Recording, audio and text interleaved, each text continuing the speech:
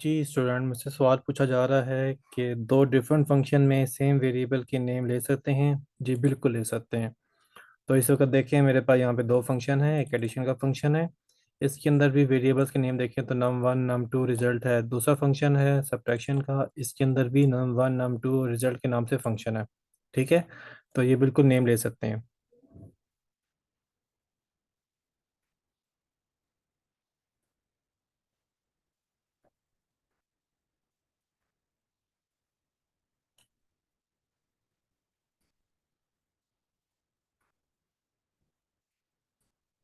जी 5 minute में और दे रहा हूँ उसको कि आप लोग इसको मुकम्मल करें। इसके बाद मैं आपको ये फिर करवाता हूँ और फिर से रिलेटेड मैं आपको और एक्टिविटी दूंगा ताकि आप इसकी प्रैक्टिस करते रहें।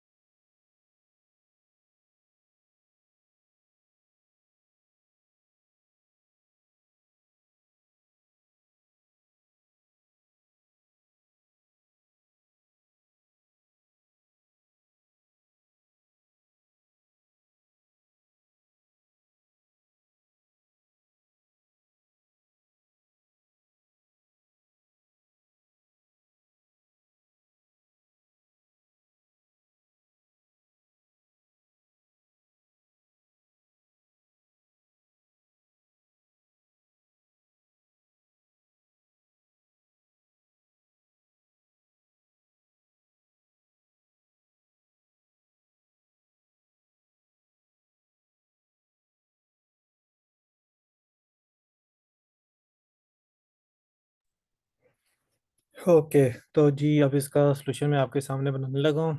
तो जैसे देखिएगा, जो आपकी मिस्टेक्स हैं उनको भी देख लीजिए। एक तो ये चीज़ थी कि आपका जब एक प्रोग्राम होता है उसके अंदर आपको एक ही दफ़ा हेडर फाइल्स और नेम स्पेस बतानी होती है। एक ही दफ़ा प्री प्रोसेसर डायरेक्टरी बताने होते हैं, बार बार नहीं लिखने होते। ठीक है। फिर आप जो है जो फंक्शन बनाते हैं, तो उस फंक्शन को आपने सिर्फ क्या करना है, उसकी डेफिनेशन लिखते जाना है और फिर उसके बाद उसको कॉल करना है। ठीक है। तो अब यहाँ पे देखें, इसके बाद मुझे अगला फंक्शन जो बनाना है, that function would be for multiplication. तो मैं फंक्शन ऑफ मल्टीप्लिकेशन यहाँ पे मैं इसलिए लिख रहा हूँ ताकि मुझे पता चल जाए कि ये जो फंक्शन मैंने बनाया है ये मल्टीप्लिकेशन के लिए बनाया है। Function of multiplication. तो इसमें हम कर लेते हैं, फंक्शन का नाम होगा मल्टीप्लिकेशन, और इसके अंदर ऑलमोस्ट यही चीज़ें इस्तेमाल हो रही होंगी। तो ये काम इसमें कर लिया। तो इसके अंदर जो है यहाँ पे एक काम तो हो जाएगा कि हमें मल्टीप्लिकेशन करनी है, तो यहाँ पे स्टैटिक आ जाएगा। और मल्टीप्लिकेशन का जो रिज़ल्ट होता है उसको प्रोडक्ट बोलते हैं, तो ये प्रोडक्ट आ जाएगा। तो ये मेरे पास जो है मल्टीप्लिकेशन का मेथड जो है बन गया।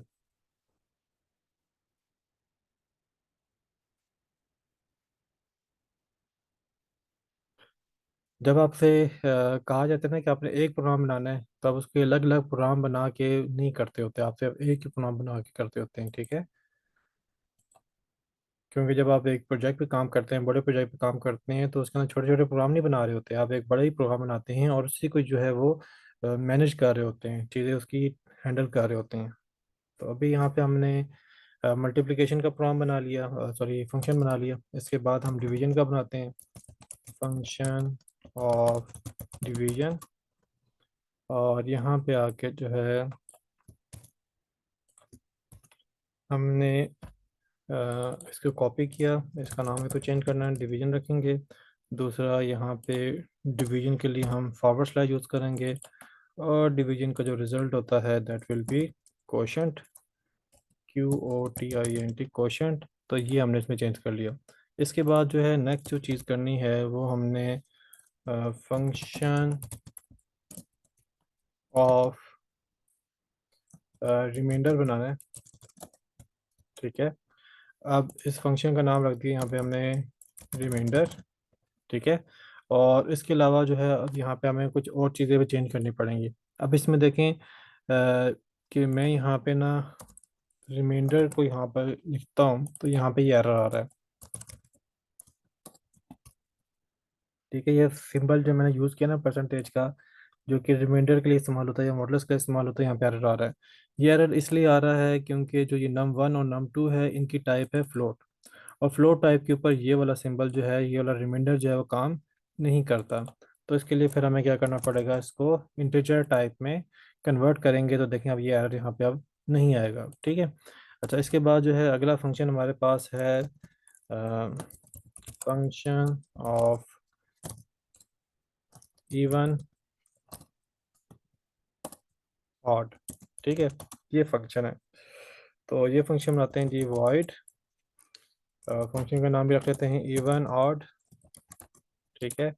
और यहाँ पे आके जो है हम एक वैल्यू हासिल करते हैं। ये इवन आउट के लिए भी हमें, क्योंकि मॉडल्स का इस्तेमाल करना होगा सिंबल, तो हमें टाइप यूज़ करनी होगी, वो इंटीजर करनी होगी, इंट नंबर। और यूज़र को एक पैगाम देते हैं यहाँ पे, एंटर ए नंबर। ठीक है। और इसके बाद जो है यहाँ पे आ जाएगा नंबर। ठीक है। अच्छा जी, अब इसके बाद जो है यहाँ पे नंबर आ गया। अब हमने इसके बाद चेक करना है कि क्या ये नंबर इवन है या ऑड है। तो उसके लिए हमारे पास जो है वो हमें इफ़ एल्स का इस्तेमाल करना पड़ेगा। तो ये मेरे पास इफ़ एल्स की जो है वो मैं चीज़ें मुकम्मल करूँ, तो जी ये मेरे पास इफ़ एल्स जो है वो बन गया। इफ़ के बाद ये स्मॉल ब्रैकेट ओपन क्लोज, इसके अंदर में हमें कंडीशन लिखनी है। फिर इसके ब्लॉक की बॉडी स्टार्ट हो रही है, ब्लॉक की बॉडी क्लोज हो रही है। फिर एल्स आ रहा है, एल्स का कीवर्ड है यहाँ पे, इसके बाद इसकी ब्लॉक की बॉडी ओपन हो रही है और ये ब्लॉक की बॉडी यहाँ पे क्लोज हो रही है। अच्छा, अब यहाँ पे आके अब हमने जो है करना ये है कि हमने चेक करना है कि ये इवन है या ऑड है। तो उसके लिए हमें करना कुछ ऐसे पड़ेगा कि हमें जो नंबर यूज़र से मिला होगा उसका हम लेंगे मॉडुलस, और वो भी हम 2 से डिवाइड करते हुए मॉडुलस लेंगे।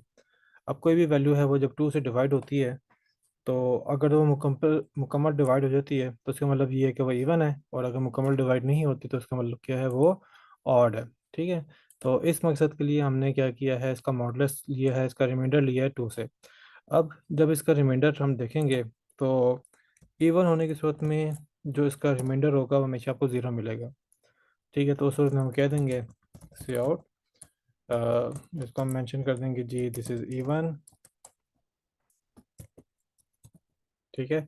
और अगर वो इवन नहीं है तो फिर इसका मतलब क्या, वो क्या होगा, ऑड होगा। तो हमने इसको एल्स में लिख लिया, तो एल्स में आके हम यहाँ पर लिख लेते हैं ऑड।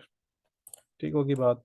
तो ये हो गया इवन ऑड का फंक्शन कि हमने एक मेमोरी बनाई नंबर के नाम से, टाइप इसकी इंटीजर है। हमने यूज़र को कहा एक नंबर एंटर करो, और वो नंबर जो है वो जो एंटर करेगा उसको हम वेरिएबल या मेमोरी नंबर में प्लेस कर लेंगे।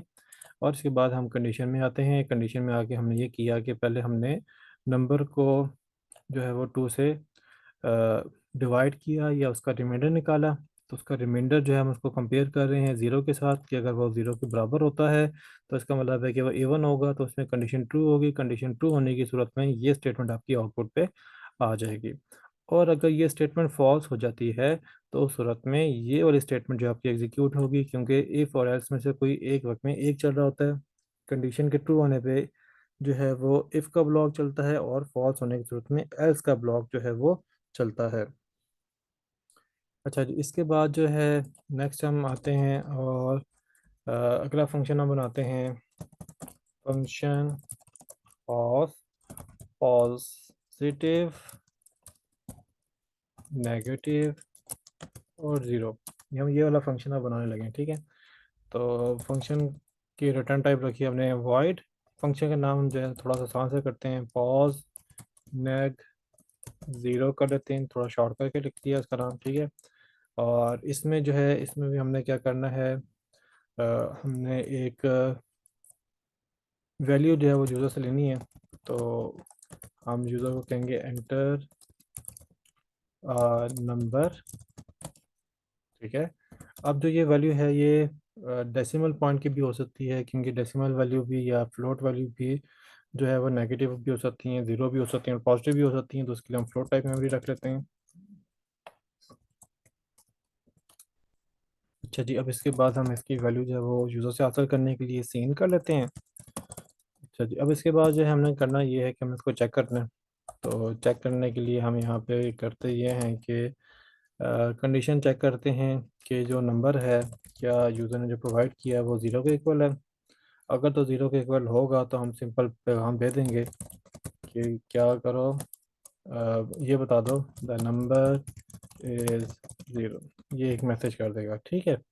अब अगर वो नंबर ज़ीरो नहीं है, ज़ीरो जो है ना असल में पॉजिटिव और नेगेटिव दोनों में शामिल होता, तो इसलिए जो है ना हम ज़ीरो को जो है वो अलग से कंसिडर कर रहे हैं।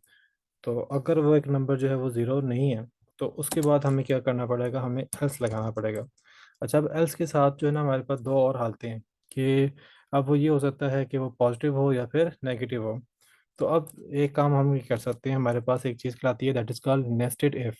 Nested if else. ठीक है।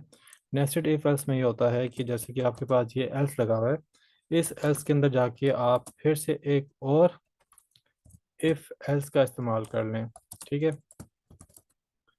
तो इस तरीके से जाके आप और इस्तेमाल कर लें, तो इस तरीके से इफ़ के अंदर जाके एक और एल्स इफ़ एल्स जो है वो आपको इस्तेमाल करना पड़ रहा है।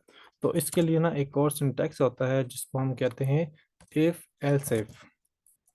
तो इसमें क्या होगा, वैसे तो एल्स के साथ कंडीशन नहीं लग सकती, लेकिन एल्स के साथ आप इफ़ लगा के कंडीशन जो है वो प्लेस कर सकते हैं। मैं यहाँ पे करता हूँ जी नंबर ग्रेटर देन ज़ीरो। अब यहाँ पे ये होगा कि आपकी पहली दफ़ा कंडीशन चेक होगी। जब ये कंडीशन चेक होगी और ये कंडीशन ट्रू होगी तो ये स्टेटमेंट एग्जीक्यूट होगी, बाकी कंडीशंस को चेक ही नहीं करेगा। ठीक है। और अगर ऐसा होता है कि ये वाली कंडीशन अगर आपकी चेक होती है और ये कंडीशन फॉल्स होती है, तो फिर आप एल्स में आ जाएंगे और एल्स में आके फिर से कंडीशन चेक कर रहे हैं, क्योंकि आपको उसके बाद भी चेक करना है कि अगर एक वैल्यू जीरो नहीं है तो उसका मतलब पॉजिटिव हो गया, नेगेटिव होगी। तो ये फाइंड आउट करने के लिए कि आप वो पॉजिटिव है तो आपको कंडीशन चेक करनी पड़ेगी। तो उसके बाद ये वाली कंडीशन चेक होगी। और अगर ये कंडीशन भी आपकी फॉल्स होती है तो उसके रिस्पेक्टिव हम एक और एल्स लगा लेते हैं। तो एक और हमने एल्स लगा दिया। तो जैसे हमने एक और एल्स लगाया तो उसका मतलब ये है कि अगर ये वाली कंडीशन भी फॉल्स हो जाती है तो उस सूरत में इसका एल्स चलेगा। तो इस तरीके से ये इफ एल्स, ये एक पेयर बना है, ये वाला इफ एल्स दूसरा पेयर बना है, और उसको हमने कंबाइन करके इस तरीके से लिखा हुआ है, this is called nested if else. Nested if else, मैं यहाँ पे ऊपर कमेंट में लिख देता हूँ, this is nested if else. ठीक है। अच्छा जी, अब जो है यहाँ पे आके अगर हमारे पास आता है द नंबर इज, जैसे कि अभी वैल्यू से उसकी ज़ीरो से ग्रेटर है, this mean the number is positive. तो हम यहाँ पे लिख देंगे द नंबर इज पॉजिटिव।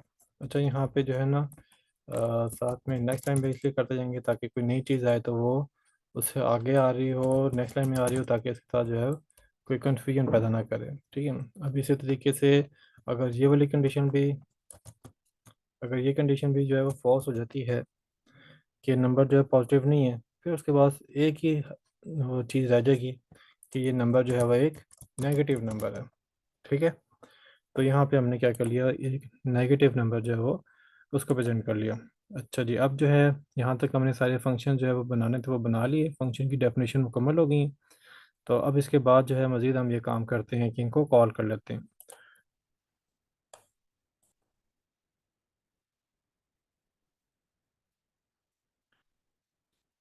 जी, मुझसे सवाल पूछ रहे हैं कि क्या एल्स के साथ जो है सिर्फ इफ़ लग सकता है। जी बिल्कुल लग सकता है। मिसाल के तौर पे अगर आपके पास कुछ ऐसी सूरत हाल होती है इफ़, और उसमें आप जो है नंबर को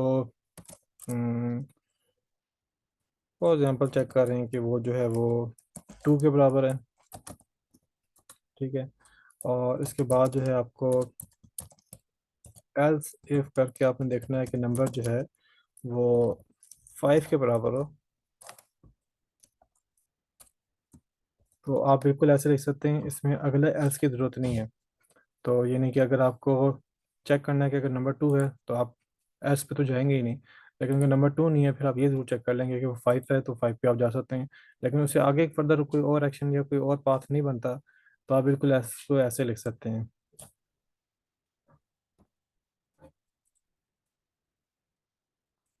ओके। तो ये मैंने रिमूव कर दिया इसमें से। अब जो है मैंने फंक्शन कॉलिंग करनी है। एडिशन का फंक्शन मैं कॉल कर चुका हूँ, सब्ट्रैक्शन का कॉल कर चुका हूँ। अब इसके बाद जो है मैं मल्टीप्लिकेशन का कॉल करता हूँ। तो यहाँ पे आपके पास आ जाएगा मल्टीप्लिकेशन। ठीक है। तो इसके बाद जो है एडिशन हो गया, सब्ट्रैक्शन हो गया, मल्टीप्लिकेशन हो गया है। अब इसके बाद डिवीजन का करना है। तो यहाँ पे डिवीजन की कॉल हम रख लेते हैं। तो उसके लिए यहाँ पे कर लेते हैं डिवीजन को कॉल। ठीक है। अच्छा, डिवीजन के बाद आ जाता है रिमाइंडर। तो यहाँ पे आ जाएगा रिमाइंडर कॉल। तो ये आ जाएगा आपके पास रिमाइंडर।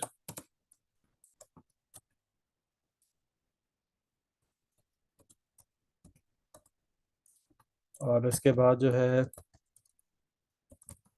इवन ऑड है, इवन ऑड कॉल। तो ये आ जाएगा इवन ऑड का फंक्शन हमने कॉल कर लिया। इसके बाद पॉजिटिव नेगेटिव वाला है, पॉजिटिव नेगेटिव ज़ीरो कॉल। तो ये हमारे पास आ जाएगा पॉज नेक्स्ट ज़ीरो वाला फंक्शन। ये हमने यहाँ पे कॉल कर लिया और लास्ट में यहाँ पे सेमी कॉलन लगा दिया। तो अब हमने सारे फंक्शन जो है वो कॉल कर लिए। ठीक है। तो ये थे हमारे फंक्शन की, हमने एक ही प्रोग्राम के अंदर देखा कि कैसे डिफाइन करते हैं, और एक ही फंक्शन एक ही प्रोग्राम के अंदर एक ही मेन मेथड के अंदर रहते हुए हम उनको कैसे कॉल करते हैं। तो ये हमने यहाँ पे देख लिया। ठीक है।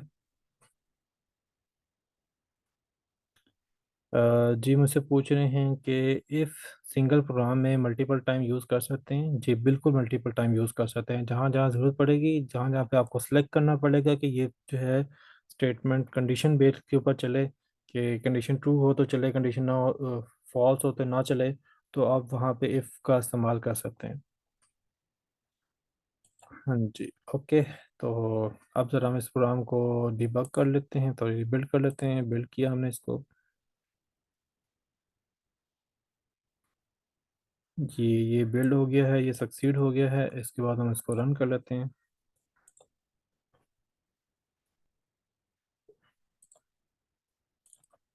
तो जी ये इसकी आउटपुट आपको नज़र आ रही है। तो इसकी आउटपुट जो है,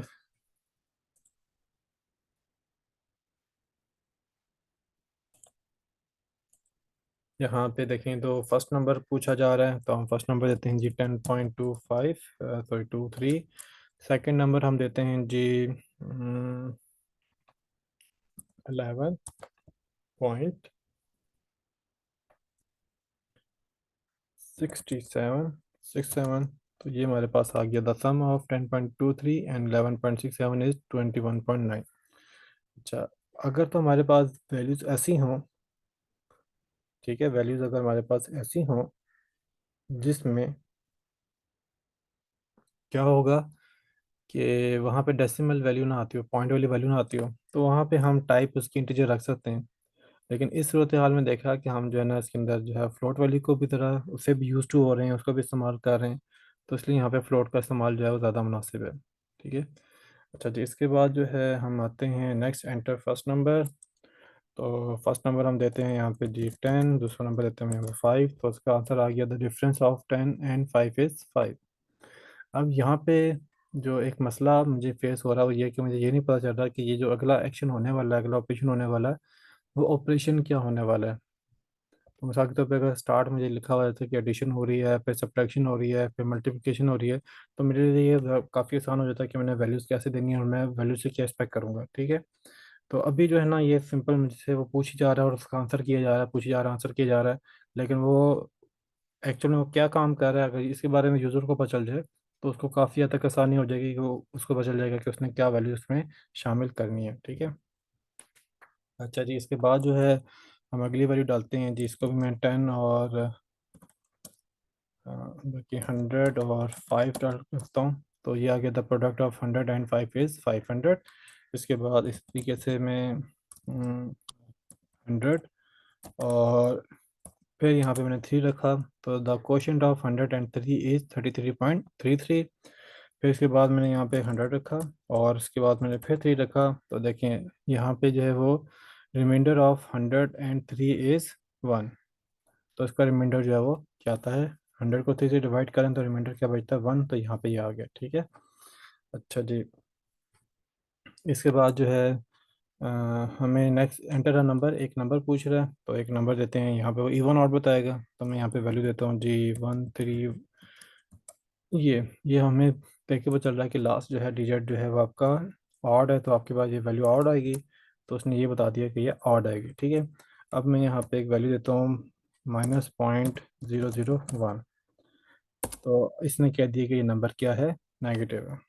तो उसने देखिए हमारे सारे के सारे फंक्शन जो है वो इस्तेमाल किए और हमारा सारा का सारा काम उसने यहाँ पे परफॉर्म करके हमें दे दिया। ठीक है।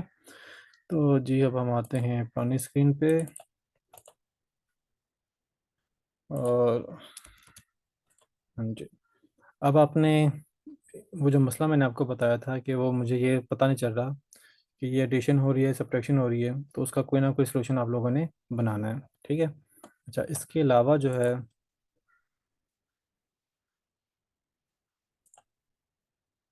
अब आपने जो नेक्स्ट काम करना है, इसको बेशक यहाँ से स्कैन कर लें।